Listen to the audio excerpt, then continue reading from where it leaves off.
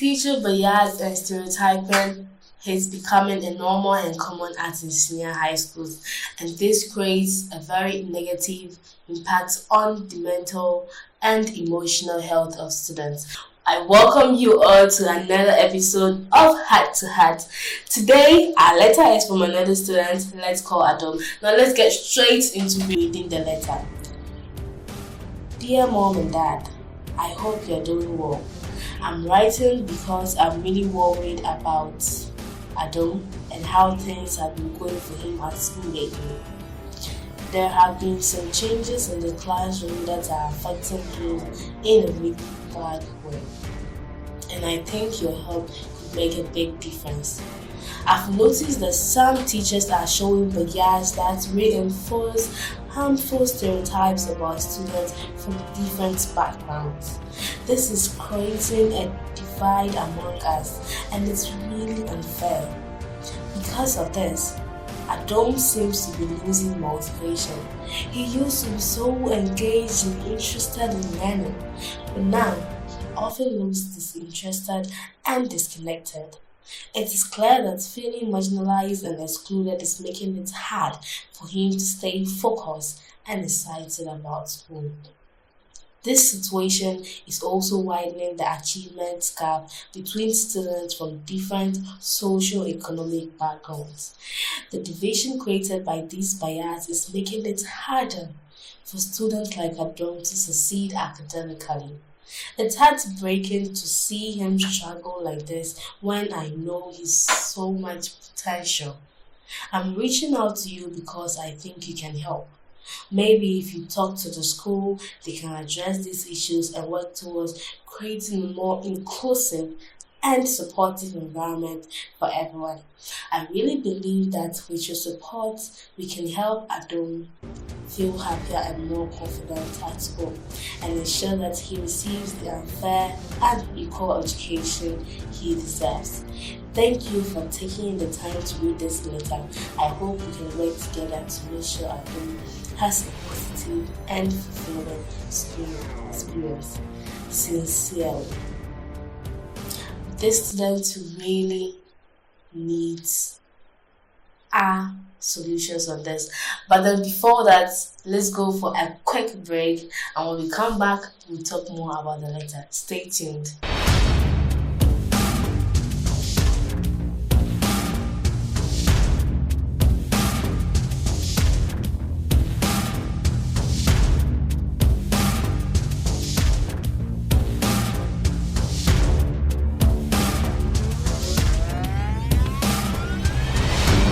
I welcome you all to this episode. Now let's go straight to talking about the various challenges which were stated in the letter and find solutions to them.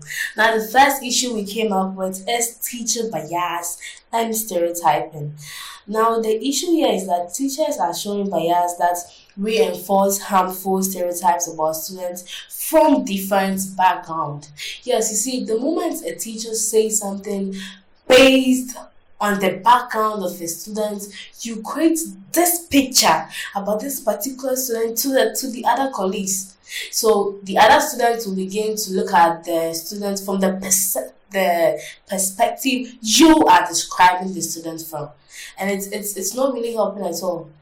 You see, mostly this perspective is that of harmful. Yes, it creates harmful images, bad images about these kind of students, and you make others perceive the students in that way, which is not good. And the solution I'll give is that they should encourage the students in the school to recognize and combat their own biases. You shouldn't let how you perceive a student affect that particular student. You should learn how to control your own bias. So with this, the school principal and headmaster or headmistress can come in by having a meeting with the teachers, talking to them, because this is happening in senior high schools. You have to talk to the teachers. They have to know how to create images about this student to the other colleagues. They have to. They shouldn't let the bias and the kind of favor or something they have for a particular student affect the student. So the school, you have to hold a meeting and address issues like this. You have to talk to the teachers. They have to know how to handle such issues. Another issue that we came up with is social divide among students. Now, I know we've talked about this on the show before. Yes, when teachers begin to do that, you create this kind of division. You make the other class or other, let's say, other league perceive the other person that you, the teacher, have created this kind of division that this person is this, so they should belong to this. I don't know how you classify them, but then it's not helping. And the solution for that is they have to promote activities and programs that encourage interaction and collaboration among students. So, like, let's say, given the students project work, group works, partnering them, like if you feel like this student, okay, let's say you have two students and one student feels very down upon himself due to the family background, but then there is this student that comes from a very rich background, you have to partner them. You give them projects work, give them group works. With project work, they have to bring ideas together. So when that happens, so they get to know each other well. Another issue is decreased motivation and engagement. You see, the students here is losing motivation and becoming disengaged from learning. As a teacher, it is part of your duties to motivate students. You see, sometimes it's not only by what we tell them, but then our actions. It's not necessarily by standing in front of a class and saying, oh, you have to learn, you don't have to be discouraged, you don't have to be this. No, you have to. You have to give them the motivation they need. You have to encourage them, whatever they're going through, whether they are facing challenges academically, if it's subjects they are not understanding well, you encourage them, you do what is right, you motivate them. And you have to also work with the school to provide additional support and encouragement for school, which is also includes counseling, mentoring, and that's why we have the school. You see, I would advise that the school holds counseling sessions. Let's say once in a month, the school's counselor will pick up a particular distressing issue with the school, address it to the whole school. If this should go on in senior high schools, trust me, this is very, very perfect. So the school counselor picks a very distressing issue like how broken homes affect children, address it.